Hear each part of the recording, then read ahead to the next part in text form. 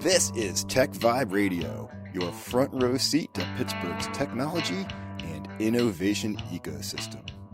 TechVibe is brought to you by Compunetics at Compunetics.com, Chorus Call at ChorusCall.com, Highmark at Highmark.com, Huntington Bank at Huntington.com, Kindling at TheKindlingAgency.com, PNC Bank at PNC.com, and Savier at Savier.com.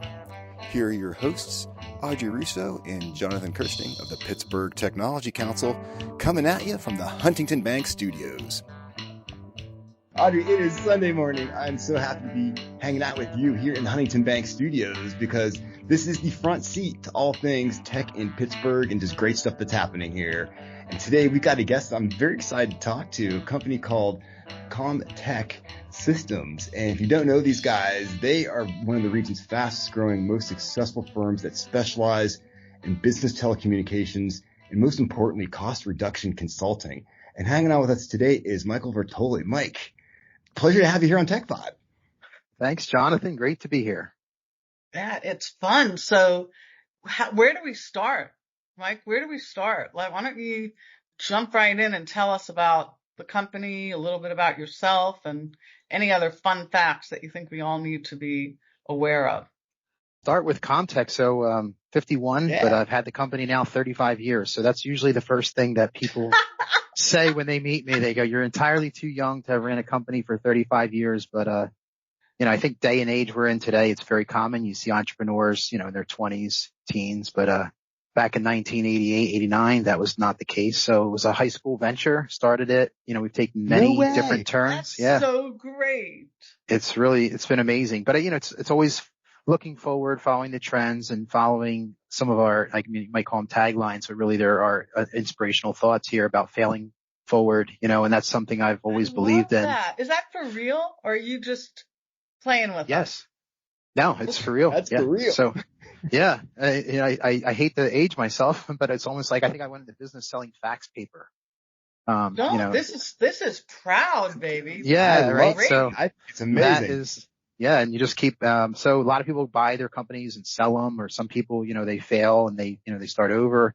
And I think what makes us really unique is we've just pivoted and just kept the company, the brand, and stayed in the technology sector, but just really carved our own way into the future. And we sit here today, brand new company, reinvented, reinvigorated. And, here we are, successful as we've ever been and lots of ideas pushing forward. So that's the company. What was the problem you were trying to solve back in those days? Survival. So I lost my father. I grew up on a farm. So by trade, I'm sure in 1980, you're not a technologist, didn't even really exist, but I was actually doing mobile phone installations on a farm. My one father died. My mom lost her tenure as a teacher. So her and I were like, well, what are we going to do? We're going to lose the farm. So I continued putting phones in for, at the time, you might remember, car phone installations. So that was kind of the augment into technology. But a lot of the people that I met putting these phones in their cars also had money. So if you remember, that was the advent of internet, and that was really the start in the early 90s, late 80s of Microsoft. So I ended up doing cabling. Yeah, it was all different types of cabling, but really changing companies from traditional old technology, typewriters and mainframes into the computer age. And I was just, I was a very technical, very hardworking, very analytical, very capable person. And my mom was a methodical, and the two of us went into business. And she did die 3 years ago and worked with me up in 2012. But it was the blessing of my life to work with, she was my best friend. So that was really awesome. So I'm blessed that her and I got to do something together, and she saw the success of the company. Yeah, we pulled out of the farming community, worked into, obviously I was a young entrepreneur and probably had, I don't think I had a person within 10 years of my age for the first 10 years of owning the company. So I had no mentorship, no money. Really just failing forward, making one dumb mistake after another, but really enjoying life. And, I didn't own anything, so I didn't have any reason to care. And things shift. You get smarter through every failure. I've learned a whole bunch. we accumulated thousands of clients over that years, and we ended up getting involved in phone systems. So that was really, bag phones and cellular evolved into different types of technology. And that's really what got ComTec started. It was really communications and technology. That's kind of what the name started off as. I love this story. That is so cool. And how big is ComTec today? I mean, obviously, it's a whole other company, but give us some of the specs today, like how big you are. And we are now in national, international. So we have clients, like probably 1,000 plus clients all over the world. We are headquartered here in Southern New Jersey, have another office in New York. From Fortune 500 to the smallest offices. Different. The nice thing about technology, doesn't matter the size.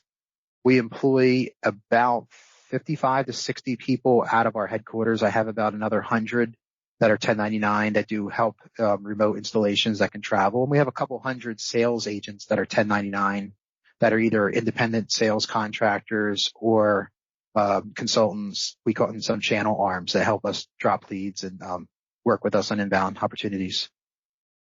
Okay, so if your jaw has dropped just like ours has, what's the website? I want people to go to the website while they're listening to us.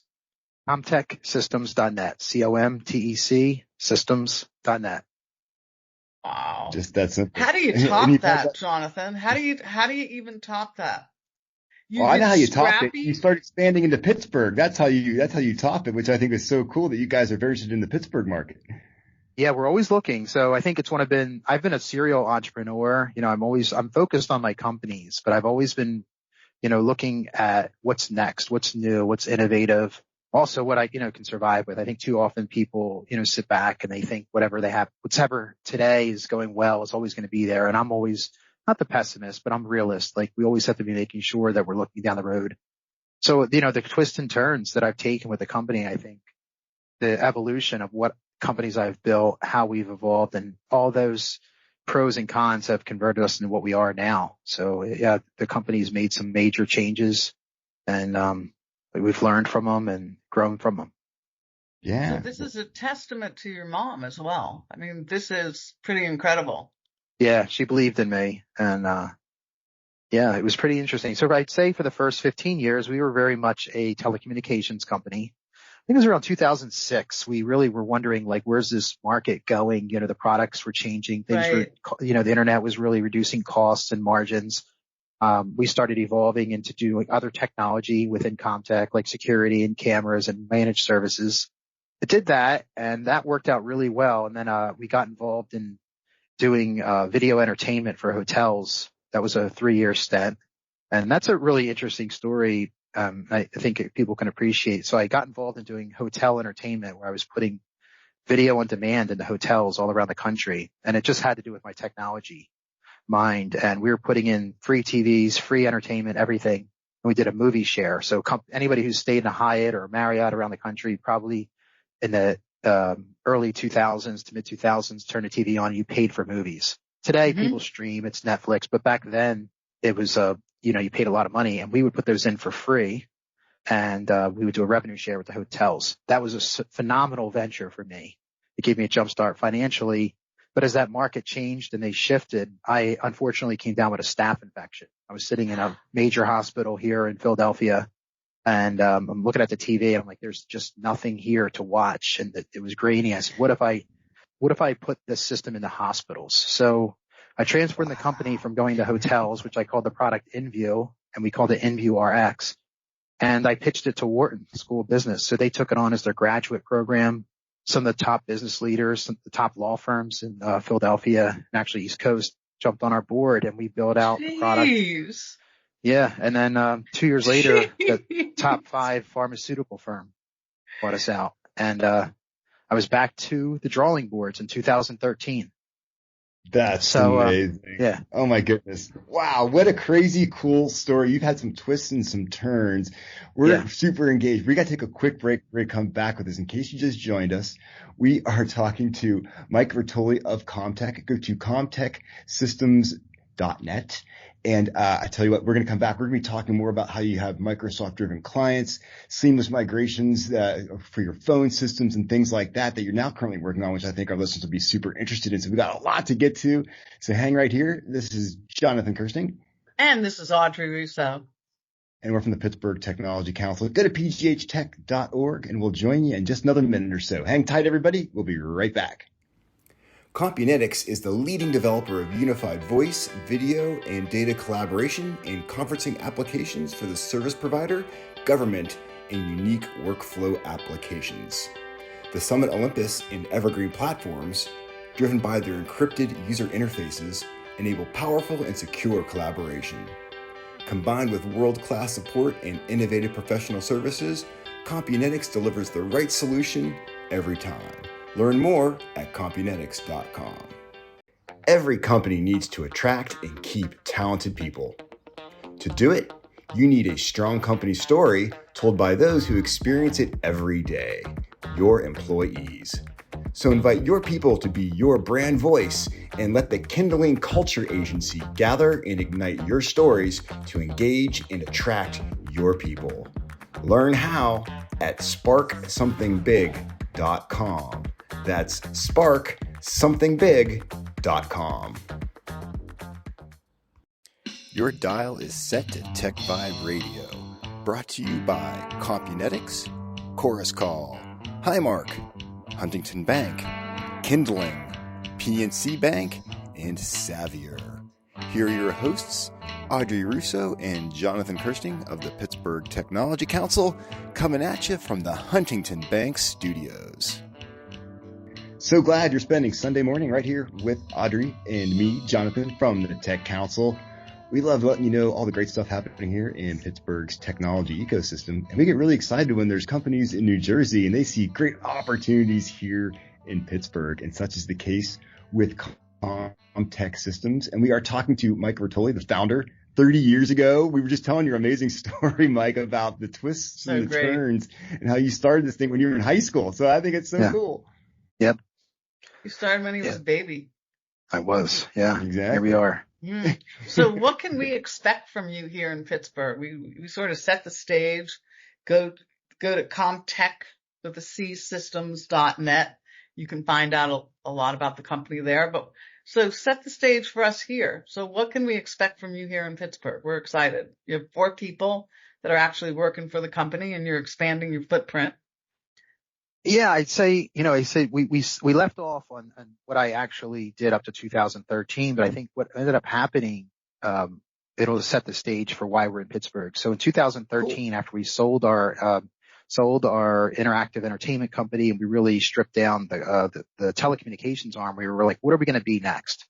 And, if you know anything about healthcare, they're really struggling. So I was in that market of working with hospitals, and their number one thing was they just don't make money, right?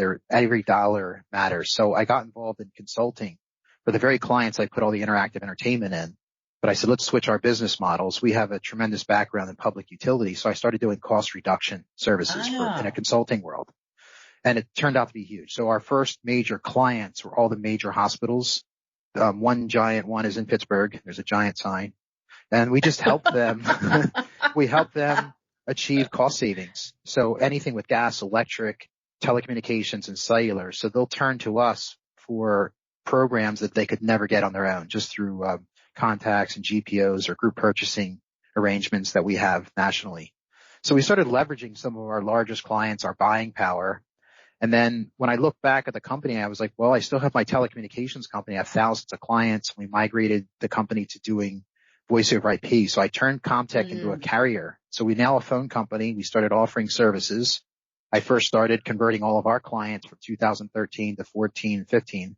Then I went to the market and I said, well, now that I have a platform and it's, pretty much it was a really robust platform, enterprise grade. Most of the companies that were selling phone systems started coming to us. So they started moving all their products over to ComTec. So we really went from being an independent sales arm to being a platform and a provider. So most companies, other technology firms around the country were placing their orders and moving all their clients to our platform. So that's as we sit today. The ComTec today is now driven by agents bringing opportunity. I'm sorry. No, John, I apologize for even trying to interrupt you. Have you been a scrappy startup, meaning that you have no outside investors? I have no outside investors. This has been 100% homegrown. I've gotten some banking, and, as we're growing now, a big part of what we do, you have a tremendous amount of upfront costs to bring in long-term contracts, but it's still privately owned by myself. And, and we have, no end in sight. So every year we've grown 20 to 30% for the last, 8 years. This year might be our biggest. It's so interesting because, we deal with so many different companies that have different kind of capital requirements, but it's so awe-inspiring that someone starts it as you did coming out of high school and then doing this on your own and expanding and reinvesting money back into your own company and not taking any outside capital. And that in and of itself is awe-inspiring. It's it's one of those things I look at other business owners, and I'm in different committees and councils where I help either other people and I hear their challenges, but it's always the big question when you own a business. Are you doing it because you just love to be in business? Are you the entrepreneur? Are you the CEO? Are you just a business owner?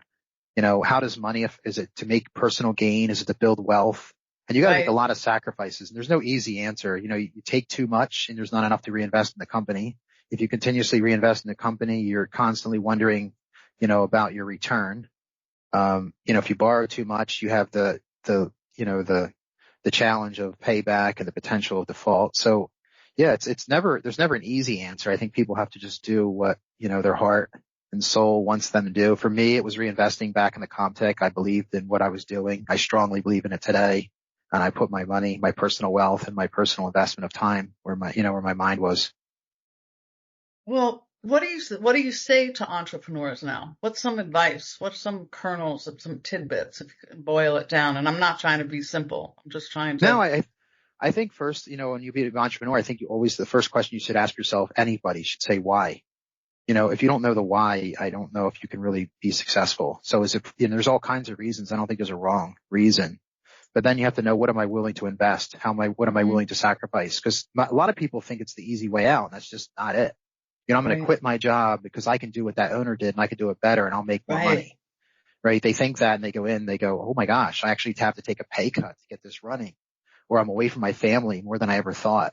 Right. Or wow, you have to reinvest, or what happens when the market changes? This isn't fair, I think we can't look at the good side. I think being prepared for the bad and really understanding what you're willing to tolerate, and then I would say the number one thing is base all your decisions off of metrics, not emotions. Mm-hmm. It's great. Easier said than done too, right? Do you mentor? Do you ever have a chance to mentor other people? All the time. Yeah. It's funny. I get like other companies, friends. I mean, I have past employees, many past employees that come to me that worked for me a number of years. They saw what I did. I'm an open book.